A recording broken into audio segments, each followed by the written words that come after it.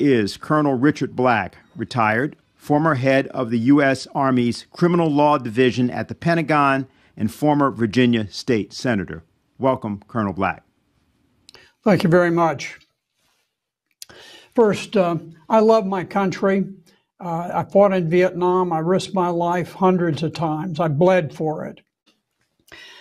After the fall of the Soviet Union in 1991, NATO began advancing aggressively eastward, finally reaching Ukraine. In 2014, Ukraine needed financial help, and Russia and the European Union made competing financial proposals. Ukraine chose Russia's aid package, which triggered an immediate response.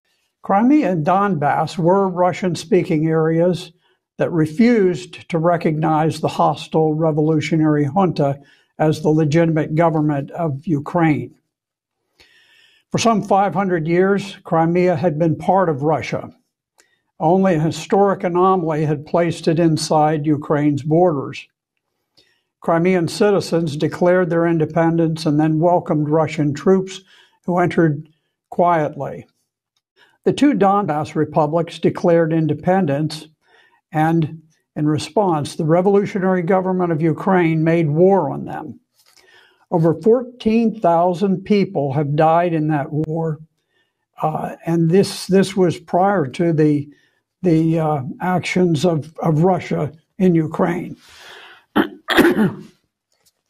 After the 2014 coup, the U.S. and NATO flooded Ukraine with weapons and advisors, helping them to prepare for a war against Russia.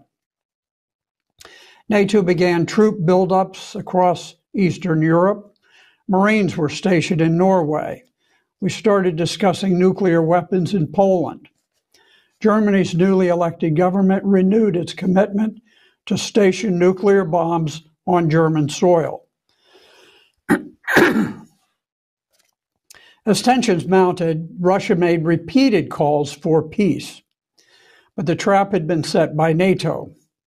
By late 2021, Ukraine had amassed many thousands of troops for an attack against Donbass, which lies right on the Russian border. President Putin was desperately trying to avoid war. In December of 2021, he advanced specific written proposals to NATO. But NATO was hell-bent on war and dismissed his proposals. So with hopes of peace dashed and faced with an imminent invasion of Donbass, President Putin ordered a special military operation in Ukraine. Russia, at the same time, had a peacetime army with little ground experience.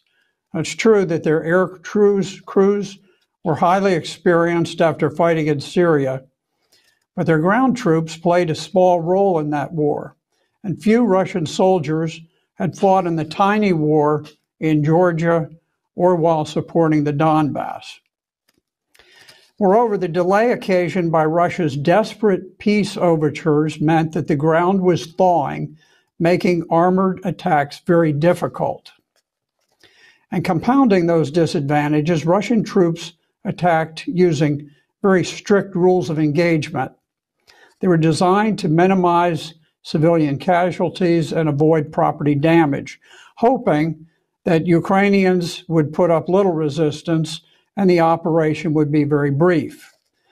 That proved to be quite an error, and the Russians were surprised to find themselves fighting a very determined enemy. Adapting to the reality, Russia revised its strategy to confront Ukraine's stiff resistance with much greater force. They refocused their efforts on capturing the seacoast and eliminating Ukraine's threat to the Donbass. The revised strategy has succeeded. Russia has just captured the key port city of Mariupol, capturing its 2,500 remaining defenders. And Ukraine's forces near the Donbass are trapped, enduring withering artillery fire that is destroying thousands of their finest troops. Those troops cannot be easily replaced. Unlike Russia, the U.S. and NATO were fully prepared for war.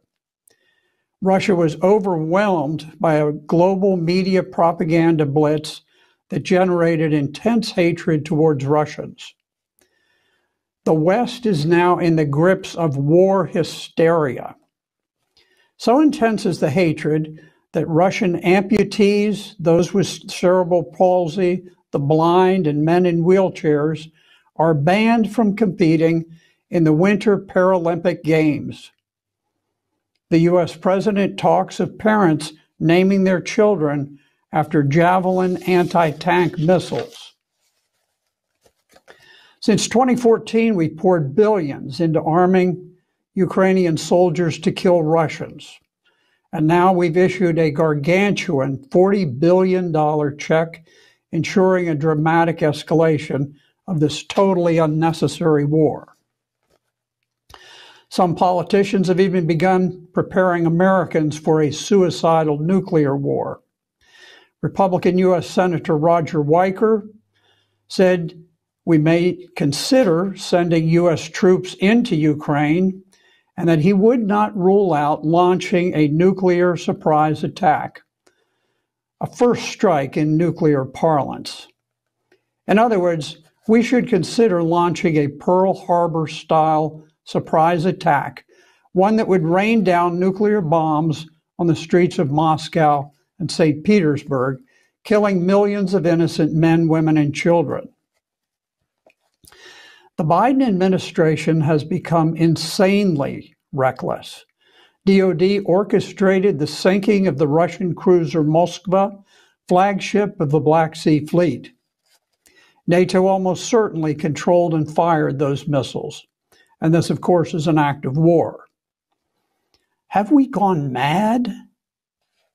The U.S. admitted complicity in the ship sinking and also conspiring to assassinate a dozen Russian generals. Now, what would we do if Russia took reprisals?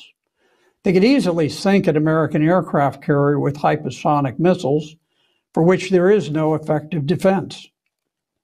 What if they began assassinating American generals one by one? President Biden was reportedly livid over leaks disclosing U.S. complicity in the sinking and in the assassination of Russian generals. But perhaps he should be less concerned about the leaks and more concerned about the reckless acts themselves. Even the New York Times has become uneasy, reporting nervously that war is becoming more dangerous for America. This is our 1914 moment, that fateful year when the assassination of the Archduke of Austro-Hungary triggered a tangle of military alliances, plunging the world into a war that killed 20 million and set the stage for World War II, which killed another 50 million afterwards. Just 2 assassinations caused that. We have already assassinated a dozen generals and sunk the flagship of the Russian fleet. On May 13, 2022, Steny Hoyer, the Democrat House Majority Leader, said that we are now at war with Russia. During her visit to Kiev in May, Speaker Nancy Pelosi pledged to wage war until victory is won. Retired General Breedlove, the former Supreme Allied Commander Europe and a close Biden military confidant, proposed landing U.S. forces and advancing 2/3 of the way through Ukraine to the Dnieper River. The UK has begun considering naval action to break Russia's naval blockade in the Black Sea. This is an act which risks retaliation for the sinking of Russia's flagship. Now, President Biden says U.S. troops won't fight the Russians in Ukraine because this would lead to World War III. But at the same time, he signed a $40 billion Lend-Lease package reminiscent of the same one Franklin Roosevelt signed as he coaxed a reluctant nation into entering World War II. But there's a great difference between Franklin Roosevelt's world and Biden's world today. For Russia and the United States are the world's great nuclear superpowers. At any moment, each has 1,400 nuclear warheads standing at the ready for launch. Even if we did launch a massive surprise attack on Russia, we can never destroy her large fleet of nuclear submarines. Many of her hypersonic missiles would launch early, and many other bombs and missiles would survive the initial attacks. Russia would then retaliate, turning New York City and Washington, D.C. into radioactive glass. Few would survive in major metropolitan centers: Atlanta, Chicago, San Francisco, Detroit, Los Angeles. Yes, we would destroy Russia, and we would destroy China too. But neither Europe nor Asia would be spared. Japan would suffer a nuclear holocaust that would make Hiroshima and Nagasaki seem like brush fires. London would disappear from the earth. Paris, Brussels, Berlin, and Rome would perish. And for what? To enrich the sons of corrupt politicians who line their pockets with insider deals? For the glory of some demonic new world order? Henry Kissinger has called for peace negotiations within 2 months, before the war creates upheavals that cannot become overcome. He cautions us not to get swept up in the mood of the moment. Ambassador Arnaud, former French ambassador to the US and UN, warns, right now we're sleepwalking to nobody knows where. But we know exactly where this leads. The unfolding phantasmagoria foreshadows nuclear war and a great apocalypse.